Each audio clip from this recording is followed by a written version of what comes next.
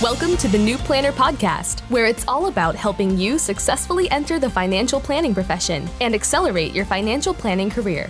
This podcast will help you understand the profession, become familiar with the various career paths available to you, and avoid the mistakes that limit your success. Join your host, Caleb Brown, to explore the human side of creating a successful planning career through interviews, personal experience, and insights from the trenches. Let's get started. Welcome to the 205th episode of the New Planner Podcast. This is Caleb Brown, your host. My guest today is Chris Grellas, who is a co-founder of ProsperPlan Wealth. Chris joins the show today to share his wild college journey that brought him to financial planning after starting as a government major, then a business major, then a finance major, before ultimately ending up in his right fit of financial planning. He discussed how his internship with a local firm solidified his desire to pursue financial planning as a career, and that there were opportunities that were available to him that did not require product sales and sourcing new clients. He talks about how he was able to turn the internship into a full-time role and how he created value for his firm in many ways, which helped him work his way up the career ladder. Stay tuned to the end where Chris goes on to share why he felt the need to start his own firm, how it has been working thus far, and tips for new planners. I hope you enjoy this episode with Chris Grellas. Hey, Chris, welcome to the New Planner Podcast. Caleb, thanks for having me. So glad to have you on. Really looking forward to this. So why don't you just start us out with how you've had a lot of success. You've done a lot of cool things. Recently had a new announcement on sort of launching your own firm, but let's just start with how you got there. So maybe start from square one on just how you got interested in financial planning, and then we'll go from there. Happy to jump into that. Started off nearly a decade ago at my university. I went to Sacramento State University, and they have a full course of financial planning classes for a CFP track.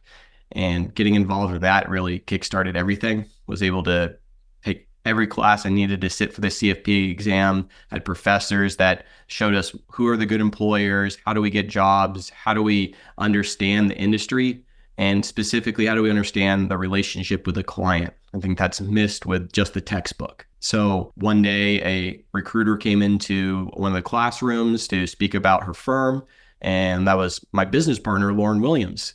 And she talked about how great the firm was, how the opportunity for the internship would lead to a full-time role, and how that role would be hands-on learning from multiple advisors with backgrounds of experience with meeting with clients. And it wasn't a role where I had to go out and farm and fish for clients like a typical firm out there. It was very attractive. So I applied for the position and received an interview, and I made sure I studied up for the interview. I was top of my class when it came to financial planning as it was, but that didn't hold me back from practicing with friends, practicing with other mentors for questions.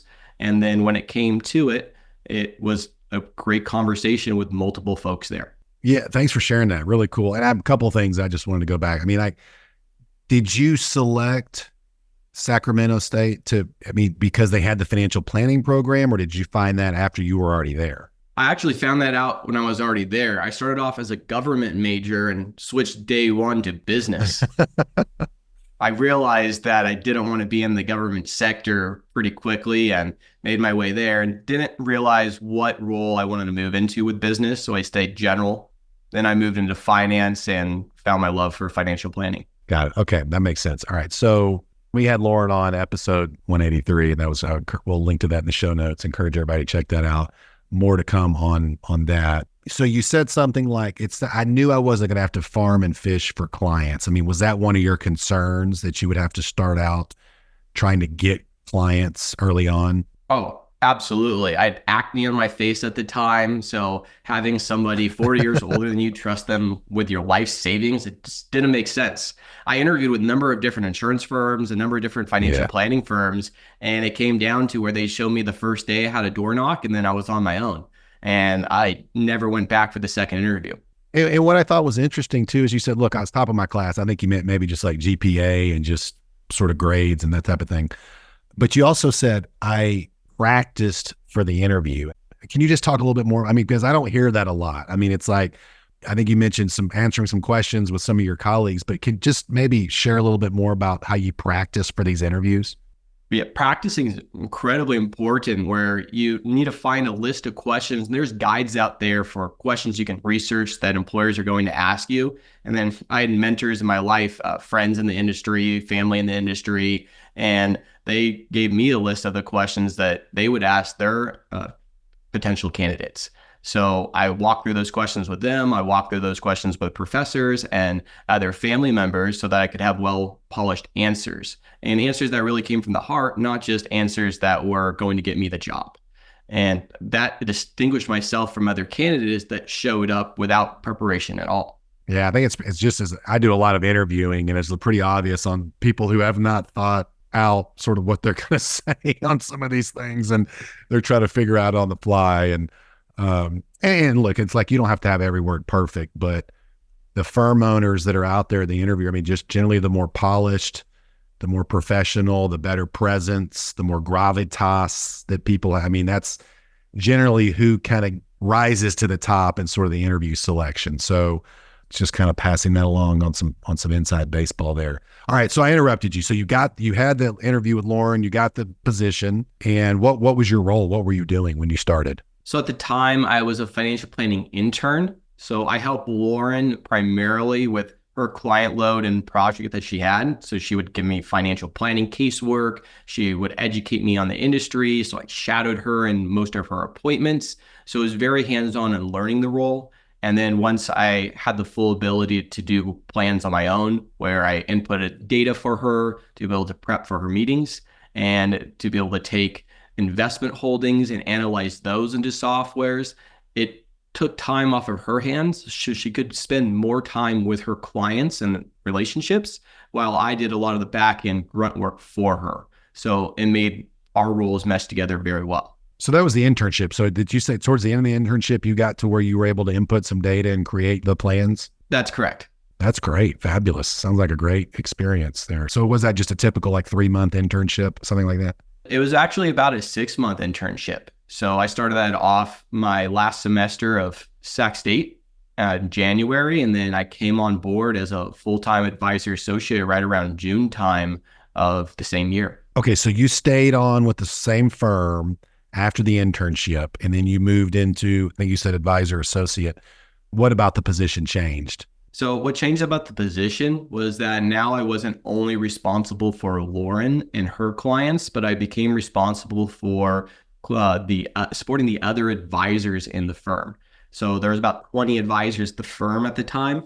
So most all of them wanted me to be able to help them with their casework too.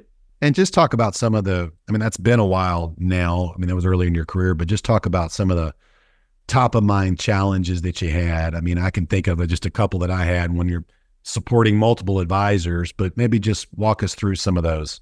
Well, the biggest challenge at the time was there never was an associate advisor before at the firm. So it was rather difficult for advisors to trust me in the beginning. So in a sense, I had to sell myself to them in order for them to understand the value I would add.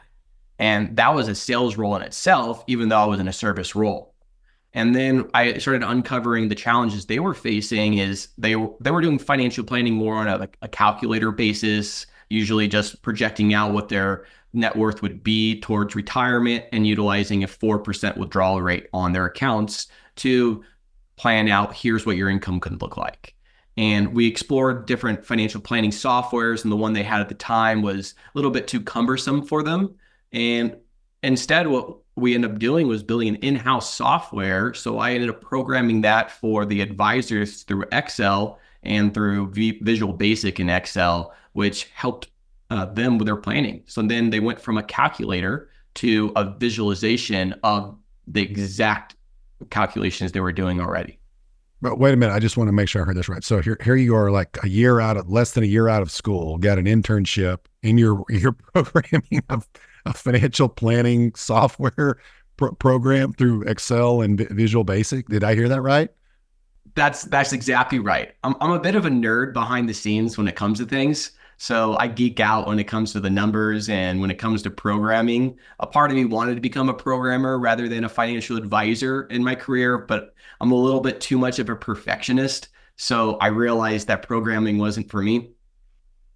But that led to a need that these advisors had, and it led to a process that was different than following the basic financial planning softwares that are out there at the time. So it allowed us to customize the approach. It allowed us to make it visually and brand appealing, and it became more relatable to clients since the numbers were discussed in a monthly basis, which is more realistic rather than an annual basis that most softwares do today. And also make sure we don't gloss over this. I think you said you were the first associate advisor that firm had. So you're not only the first of those associate advisor, which is tough. And I want to come back to you on just sort of how you were able to get them to trust you. And then building this, which was sounds like a very large undertaking, one, building it, but also two, getting them to not do it the old way and do it the new way. That's exactly right. It was a challenge across the board. It started off with a couple senior advisors trusting me to help them with their work, aside from Warren, of course. And once those senior advisors started using me for my services, every other advisor started sending me casework. So it took a few to be able to build that trust. And once it did, it was like wildfire. The dominoes just fell, didn't they? I mean, it's like, and kudos for you to be able to get in. I mean, it's like, look, I mean, from a logical standpoint, if you're a overworked senior planner and you have this new sort of younger person that's got a lot of energy, a lot of capacity, it's like, yeah, I mean, just let them run with something and just see how they do. And I mean, like, what's the worst that can happen? You know, they mess something up and maybe I have to fix. And then you deliver and it's like, oh, okay, it's a no-brainer. Just start giving everything to Chris, right? And how long did that go on before you moved up or changed positions? So that lasted about 3-4 more years before I was promoted to financial advisor. And it was the continual of developing the systems, developing a process, hiring other associate advisors under me before getting promoted to financial advisor. And then financial advisor. I mean, I wish that meant the same to everybody, but it does not in our business. So what did that mean? What were you doing and how was that different than being the associate? So that started shifting gears where I was now no longer supporting the advisors as a full-time job. I would still support some of the senior advisors for casework, but it moved to a position where I was meeting with clients. So I started meeting with potential clients and helping them decide if they wanted to come on as a client of the firm. And they started to come on board as clients, which led towards my book of business started to grow. Were they providing the leads and you were closing the warm leads, or did you have to go out there and generate them yourself? It was primarily the firm providing the leads. There was a combination of both where I definitely went out and pursued clients, but it wasn't a requirement. And maybe what changed, because we talked earlier at the top of the podcast, like, I mean, hey, I was young, I had some, acne or whatever. But now it's like, hey, now I'm out there, a few years later getting clients. So what changed? Well, believe it or not, I grew a beard, which helped a lot.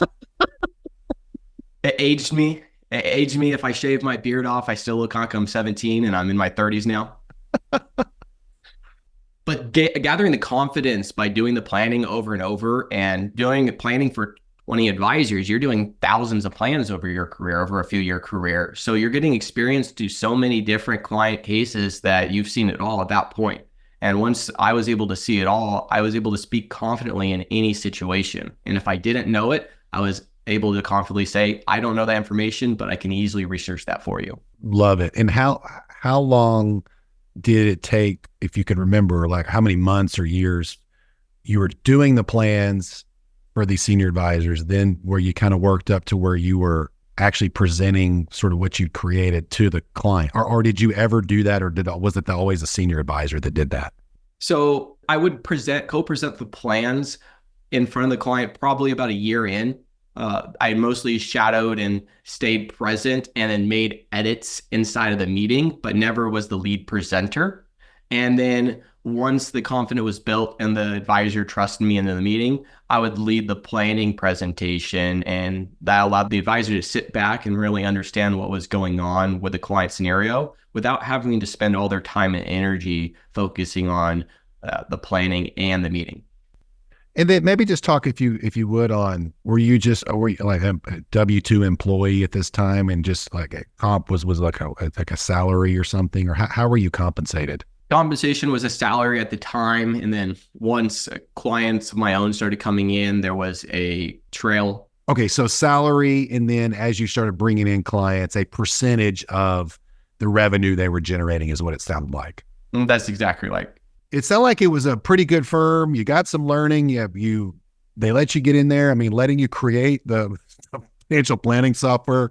I mean, it looks like what happened? Like, so you were there, and then you recently started your own firm. So just maybe talk to us about that transition. Yeah, this April, Lauren and myself, we launched ProsperPlan Wealth, and it's a firm that's geared for keeping it local, keeping it for the client, and making sure that they're always first. And that's really important to us because as we got bigger as an organization under our past firm, private equity got involved, and our experience was that it became a number. Everything became a number there, whether it was a decision that needed to be made, whatever financial planning software that we were going to use, whatever it was for the client. End of the day, the fiduciary duty ends up becoming to the private equity shareholders, where their profits are very important to the firm. So it felt like there was less of a relationship there, less of a relationship I could build with the client, and there was less ability for me to act in the client's best interest.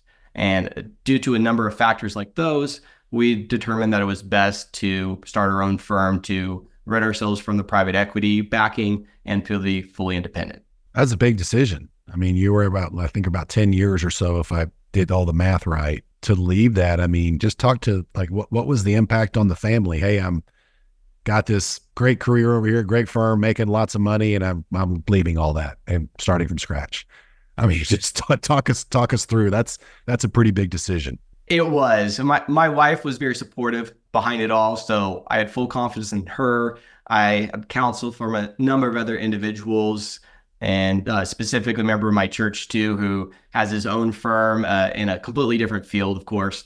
And he actually made a breakaway himself 30 years ago and walked me through what that looked like for him, the anxiety behind it, the prayer behind it, the work, the sleepless nights behind it, but how well worth it was for him. And saying that and getting counsel from him, I knew it was the right decision for us to be able to make. And it was number one, to be able to make sure our clients got the best possible advice without any conflict of interest behind the scenes. And putting those clients first was everything. And maybe let's go back to we're seeing this a lot, right? I mean, the firm starts small, gets bigger, and that's good for a certain subset of people. And then you end up getting, people like yourself that say, no thanks, but no thanks. We're going to go start on. I mean, when did you guys know this was probably going to happen? Was it when the PE folks got involved, or was it as the firm just got larger, they just got a little bit away from sort of their founding principles? I mean, does that make sense? Sort of like, when do you feel like there was just sort of going in a different direction? It's hard to pinpoint exactly when. I think it was decision after decision over a long period of time. You could accredit to specific events, but I don't think those specific events on their own pose the challenge. It's when you add up the collectivity of all of them together, that weight that we had to bear was just not what was best for ourselves, and it was definitely not best for our clients any longer. Do you think the large aggregators and the big PE firms, I mean, are they good for the financial planning profession? Well, I think there's pros and cons. I think the big pros are that you have a large number of advisors all working together and collaboratively to be able to help support clients. I think that's a wonderful thing. But at the same time, when the larger you get as a company, the dollar becomes the chaser, the motivator, rather than being able to serve the client and do what's best for them. So I think that there gets some muddying water of the fiduciary duty. And is the fiduciary duty to the firm, or is the fiduciary duty to the client? And I think those two war more as the firm gets larger. Yeah, it's kind of like an internal struggle, right? You got two opposing forces. Okay, so you guys launched, and I mean, so it was back in April. I mean, we're recording this in September. How's it been going? It's been absolutely wonderful. Absolutely wonderful to be able to see our office bloom, to see our employees come in and be able to flourish. To see our clients have a breath of fresh air, knowing that they're getting unbiased advice, to see the ability for us to make really good decisions for them. one thing that we're able to do is if there's something out there in the market that we can utilize and leverage for our clients because it's the best thing for them, we're able to be nimble. We're able to be nimble enough to access that software, make sure it gets compliance approved by our compliance team. And then once it is, we can implement it and utilize it with a client and add that extra value of advice. And sure, that eats into our bottom line, adding in more software, but it's the best thing and the right thing for the client.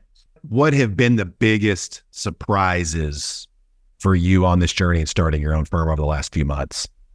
A lot of the surprises that are common that you could see on different podcasts, you can see on articles, or were not surprises to us because we prepared for those expectations. It's kind of silly, but the biggest surprise is how long it takes to get the office decorated. Okay. And getting the office decorated, furniture comes in at different times. It doesn't match. You have to take it back. You have to make it look good because we're building a brand. We're building an image for clients to make sure they have a consistent look of ProsperPlan Wealth. And I expected that to be able to done very quickly, maybe within a week, but it's been going on for a number of months. And now our offices are looking much more beautiful. We moved into bigger space and we're really excited about that to accommodate our growing team.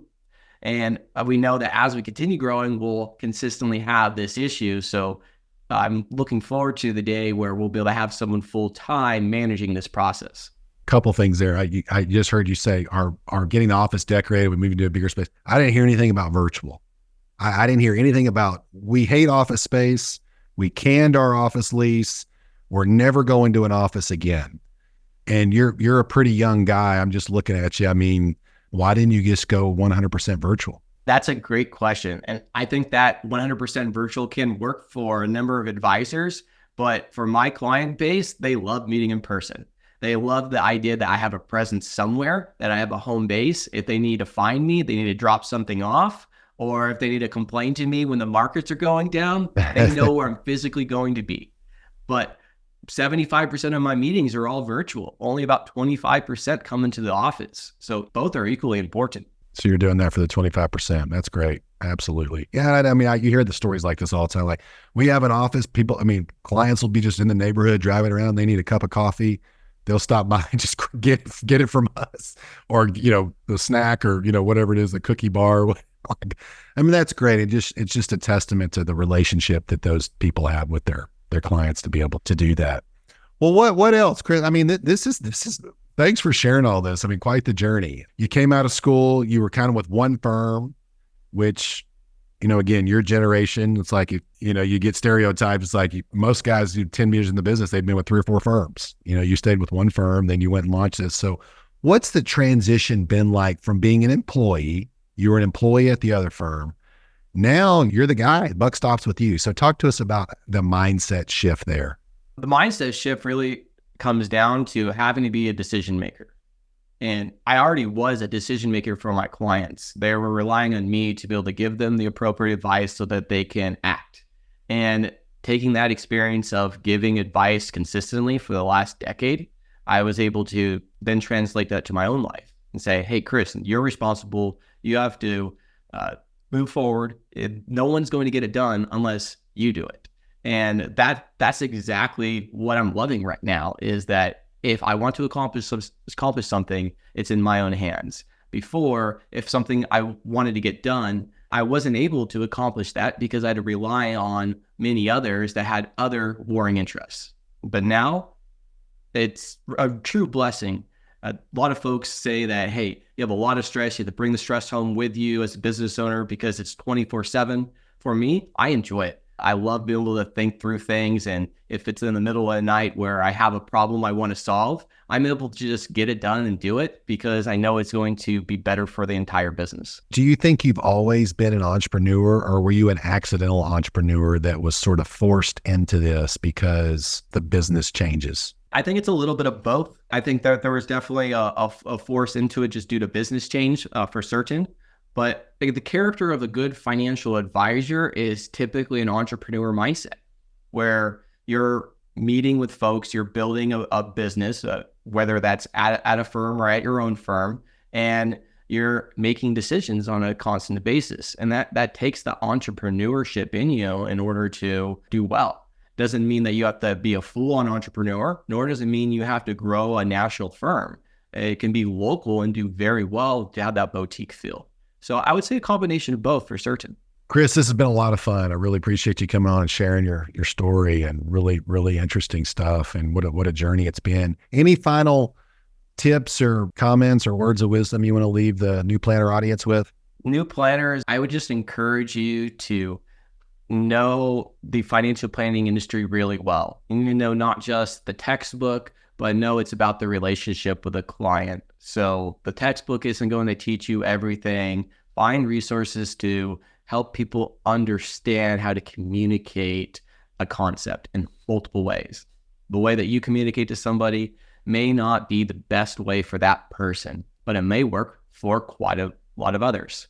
So if you can deliver advice in many avenues, you'll do very well. You mean everybody doesn't want a 6-page email? I can treat everybody the same. No 6-page emails, please no. Chris, thanks so much for coming on the show. All right, thank you, Caleb. Thanks for having me. Thanks for joining us for this episode of the New Planner Podcast. If you're ready to discover the top career paths for financial planners and see which track is best for you, we created a free guide to help you. Grab your copy of the Financial Planner Career Roadmap at newplannerrecruiting.com/roadmap.